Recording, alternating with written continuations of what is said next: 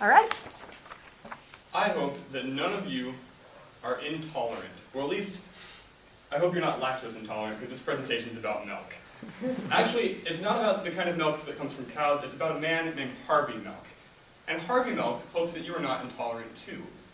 But not in the lactose intolerant way, in the gay rights way. Because Harvey Milk was one of the leading forerunners in the gay rights movement.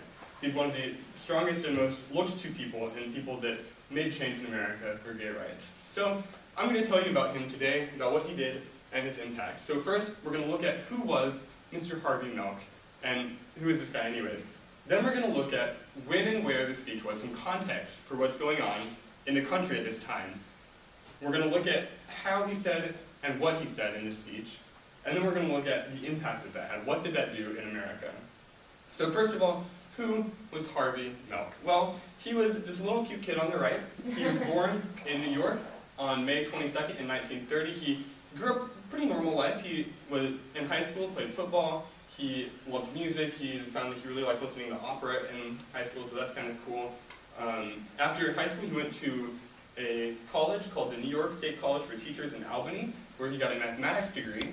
He really wanted to be a math teacher, and so he was pursuing that. After he graduated, the Korean War had started, and he decided to serve his country by joining the U.S. Navy. So he served in the Navy, fighting the Korean War for several years until he was discharged and came back to America, where he taught in George W. Hewlett High School. He taught for a number of years, but then the 60s came around, and he kind of got bored with teaching. So he embraced the hippie attitude, grew out his beard, grew out his hair, and kind of dove full into this hippie feel that the 60s were so known for. And he kind of was like, I'm done teaching with this, I want to move around a little bit more. So he moved around a whole lot. He saw Dallas, he lived in a bunch of different places. He ended up in San Francisco because he had heard that there was a thriving gay community there, and he wanted to check it out and see what that was all about. So he got to San Francisco, and then he opened a camera shop on a street called Castro Street, and the camera shop's name was Castro Camera.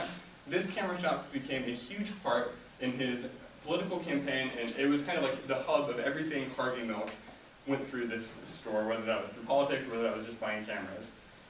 What he found in this time being in San Francisco is that he was really discontent. He was known to have quite a temper, and he would look at what was going on in the world, in America, and be like, this is ridiculous, I can't believe this is happening.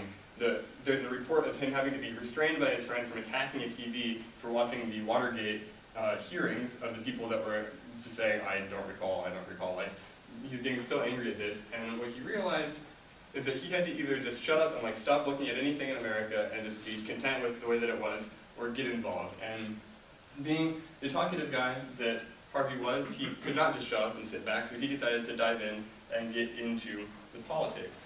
So that goes into political Harvey. Here you can see he has changed his look entirely. He unhippifies himself, and he decides that he wants to make change in the world that he can see in normal politics, whether that's the certain things that he did once he was city supervisor, such as legalizing marijuana, or whether that was just public opinion of gay people in general. And he was a huge proponent of we need to have gay leaders so that people can not look at the idea of a gay person and think, oh, those are just criminals or child molesters, but oh, our city manager, our city supervisor is gay, so like, you can be a human being and be gay. He was really felt strongly about this.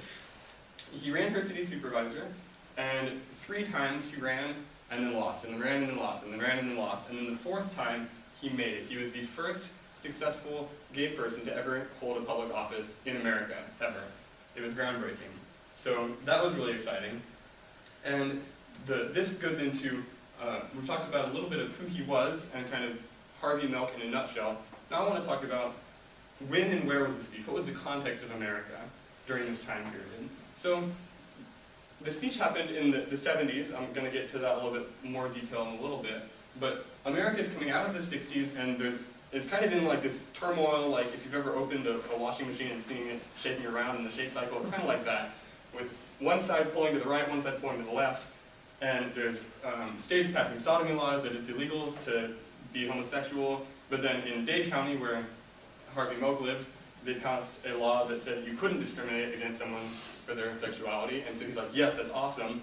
But then a singer, Anita Bryant, ran a campaign, a petition, and got 64,000 signatures of the Save Our Children act or movement, and basically what that did was erase the Dade County law that made it so that you couldn't discriminate against them.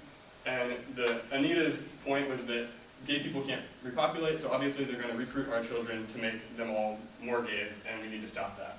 And so there's just tons of unrest, tons of like turmoil in the area, and people are fighting for one way, fighting for the other way.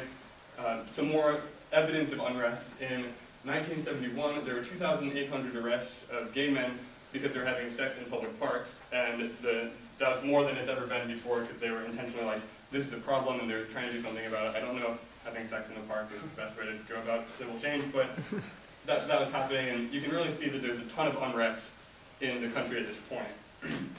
So the speech that was given in this time period, the exact date of it is not fully known, and I'll go into that. So the book says that it was on March 10th, 1978, and then if you look around online, you can find transcripts of other speeches that he gave with exactly word for word the same speech on 4 or 5 different days. And the reason for this is because he gave very similar speeches during his campaigns. He loved campaigning. He loved standing up in front of a huge crowd of people and telling them about something that he was passionate about and rallying the crowd. And he would use a lot of the same anecdotes, a lot of the same intros, a lot of the same parts. So you can find a bunch of Harvey Milk speeches that all look very similar. Most of the sources I found did say that this speech that we read did not happen on March 10th, but actually happened on June 25th. That was the Gay Freedom Day parade. And there's a bunch of different sources that said some of them were in November, some of them were in March, some of them all over the place. But most of them said that this speech happened on June 25th. Now at June 25th, the Gay Freedom Day parade, there were about 240,000, 250,000 people there. And it was this massive parade, people all celebrating, wanting to fight for this. This is something we believe in, this is something that we feel strongly about, so we're going to fight for it.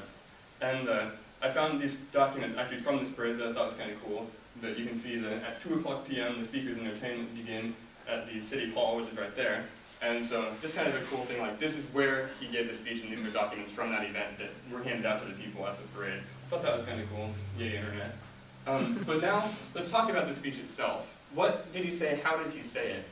The speech itself was fairly short. If you read the speech, you see that it's not very long at all. It's pretty succinct. He started the way that he starts every speech, at least every speech that I could find of him, and he was very loud, very boisterous, used his hands a lot, and said, "I'm Harvey Milk, and I'm here to recruit you!" Waving his arms everywhere, and the crowd's always cheer and go wild because they loved him. And then in this speech, he goes into a long political joke that if you read it, probably didn't make any sense.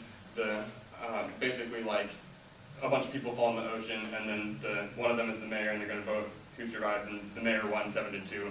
It doesn't make any sense nowadays because we don't know that mayor. I looked it up, that it's supposed to be funny because the mayor was known for voting fraud and would often win an election by more votes than were people voted. So that's something specific about this particular speech that he gave. But in the speech, he covers 4 main points. The first point that he covers is that gay people have been slandered. That when the public thinks of gay people, they think of pedophiles, they think of people that have been arrested, they think of criminals, and he said that that's not the way it should be. That's not, when you think of a white person, you don't think of all the thousands of white criminals, the thousands of white people that are rapists or things like that. You think of like, our president is white, or my mayor is white, or my friends are white. You don't connect it with that sort of idea, and that's what he was willing to fight against.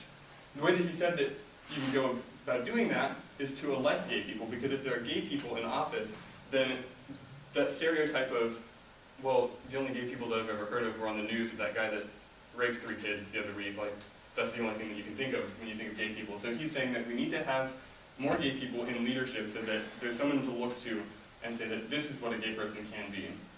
And his favorite tagline that he uses in all of his speeches is, we need to give the us's hope, which shows that he's trying to bring us all in together, that this isn't just about gay freedom, this is also about black people, and old people, and young people, and white people, and Asian people, and everyone, because we need to fight against stereotypes in general, and not allow people to be slandered for things that they didn't do. So, now that we've talked a little bit about the speech and how he delivered it, now let's look at what effect it had. This speech in particular was given at a Gay Freedom Day parade with 240,000 people that were all in huge agreement with him, and so it's my opinion that that speech in that setting didn't really change much, because he's speaking it to people that already believe it and are already from all over the world coming to this parade because they believe that. But if we look at what he did in his life and what he made it his mission to do, he was the first gay person to be elected into public office, which is one of the things that he said needed to happen. And he kind of, like, as Hillary said, broke the glass ceiling or whatever for gay people, and made national headlines. His swearing in was all over the news, all over the country. And so one of his big things is that he wanted anyone to be able to look at the news and see, wow, a gay person just got elected. If I'm gay, like, I don't have to be as afraid or as timid or as think I'm going to be persecuted, because look at this guy can do it, I can do it. So that was really cool. He was super excited about that. And then as he was city supervisor, he passed a bill to outlaw discrimination. We went back to the Dade County law that made it so that you couldn't discriminate against someone for their sexuality. And because he was elected, he says that he would give the us's hope. So now, to recap, we talked about who is Harvey Milk, when and where the speech was, the context of it, what the speech was and how it was given, and then also, what did that do? Now, in thinking of how to end this speech, I couldn't think of anything better than to do it with the words of Harvey Milk himself. You have to give them hope. Hope for a better world, hope for a better tomorrow, hope for a better place to come if the pressures at home are too great, hope that all will be right. Without hope, not only gays, but blacks, the seniors, the handicapped, the us's will give up. And if you help elect to the Central Committee and other offices more gay people, that gives a green light to all who feel disenfranchised, a green light to move forward. Thank you.